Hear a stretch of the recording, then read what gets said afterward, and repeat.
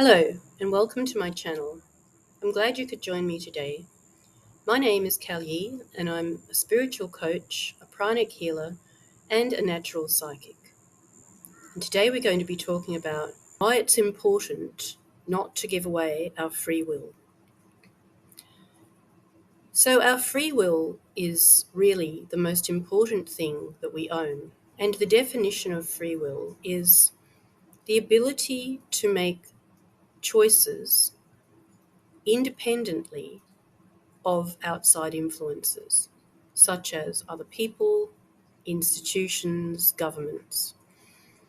It doesn't mean that situations won't come up created by outside forces. Of course they will. But within the situation, we have options that we are able to choose between. We are not told 100% what we have to do. Our main mission in this life is to evolve and ultimately to ascend to the next level. And we need our free will to make an important choice in this level. I made a video about this called The Law of One, 7 Densities of Consciousness.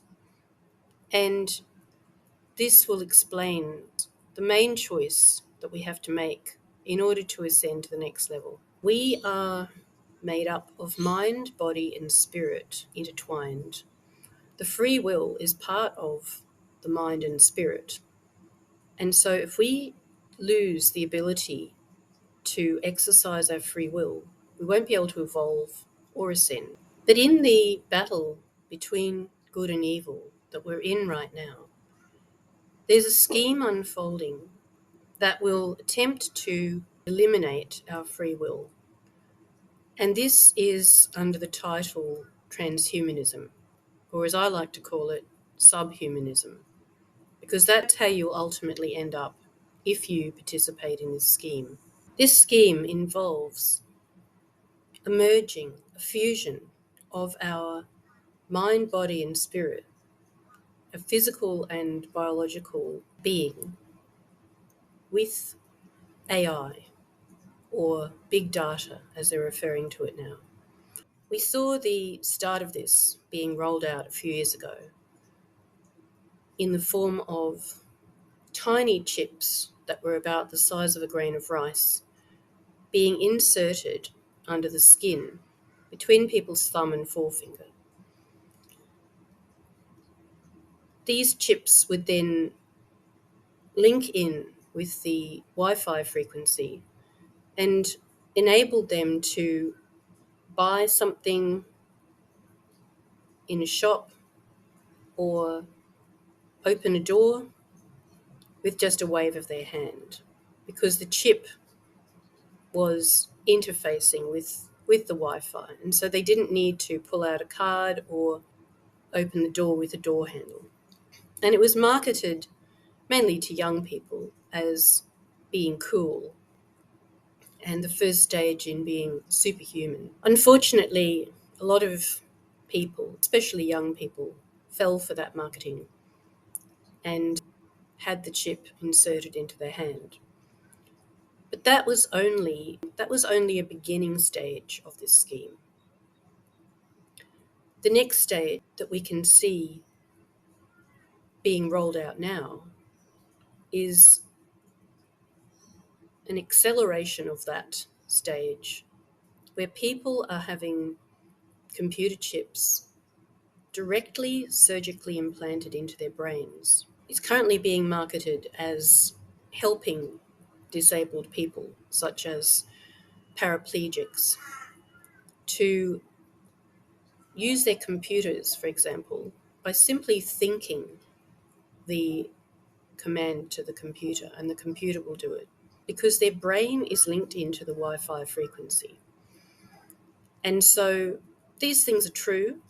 It is helping paraplegics at the moment. And there's future promises of us being able to link into the internet and be superhuman, in that we'll have access to all the knowledge of the internet instantaneously. What they're not telling us, however, is that while you can send messages from the chip in your brain to your computer, the computer and Wi-Fi in the form of low orbit satellites, for example, or the cloud, can send messages directly to your brain. We've already seen scientific experiments carried out on animals such as dogs and bulls, where the scientists will program the animal to make a series of movements and behaviors. Then they'll read out what the animal is going to do, what they've been programmed to do, via the chip that's been inserted into their brain. The instructions might be something like they'll walk 10 steps in a straight line, then they'll turn right, turn in a circle to the left 3 times, and then lie down. And then we see the animal doing that exact behavior.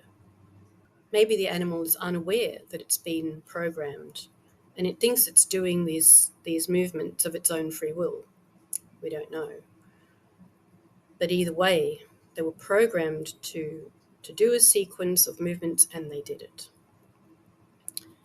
So who is to say that when we have these chips surgically implanted into our brains, that we won't be sent a series of programmed instructions that then we follow, and maybe we will think that we're choosing to do this, and being unaware that we've actually been programmed by an outside force. If this happens, we will be reduced to the level of a remote control toy. Those who've made the choice to be on the negative path do not want us to ascend to the next level. They want us to stay here in this level, that we can increase their power. If we've given up our free will, we will be incredibly easy to control, and we become a kind of underclass or a slave class that will add to the power of those who've chosen the negative path. And if our free will is taken from us in this way, we will no longer be able to evolve and ascend, because we need our free will to make some very important choices in this level. And I talked about this in a video called 7 Densities of Consciousness, which is from the Law of One material, and I recommend that you watch that video so you understand why we need our free will and which choices we need to make in order to ascend. So the promise of being instantly linked to the cloud or the internet implies that we will have instant abilities and instant skills from being connected with all this knowledge. But that isn't really the way things work. In order to evolve a skill, if you want to learn how to be a marathon runner, for example, you can't just have the knowledge given to you. You have to have the knowledge firstly, and then practice all the exercises so that your body develops the right muscles, strength of joints, ligaments, tendons, so that you can become a running machine. And if you find a coach who knows about marathon running and who can teach you these things, they will teach you the knowledge, and then they'll train with you. You will actually do the physical exercises again and again and again so that you become the marathon runner.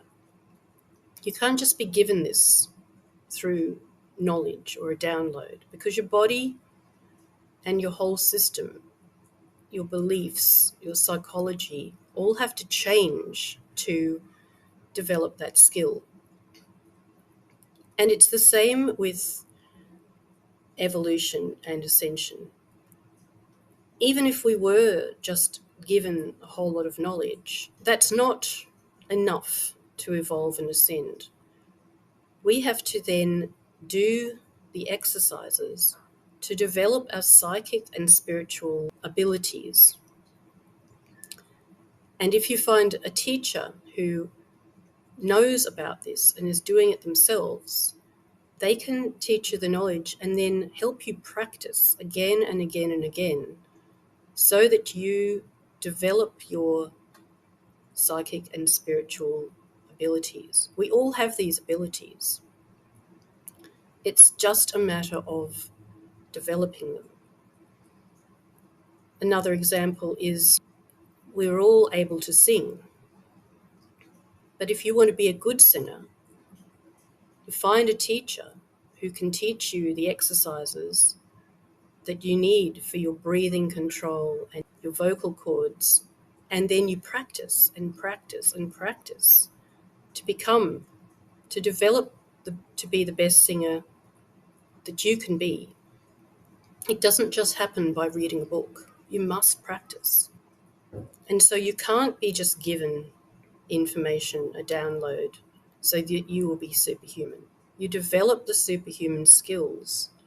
Psychic and spiritual development is developing our superhuman skills. That's how we will evolve into the next level. I've been teaching people how to develop these skills since 2010, and I do this in person with my beginners, intermediate and advanced classes. But I've just launched an online course that is a shortened version of my beginner's course. If you would like to buy that and do it at your own pace, I'll put the link below and in the description. But if you want to do these things in person, I've been teaching these skills to people through FaceTime. So you're quite welcome to either buy the course or learn how to develop your skills in order to evolve with me in person. So I hope that you've found this interesting and helpful today. Wherever you are in the world, I wish you love and courage on your journey, and I'll see you next time. Take care, thank you for listening, and bye for now.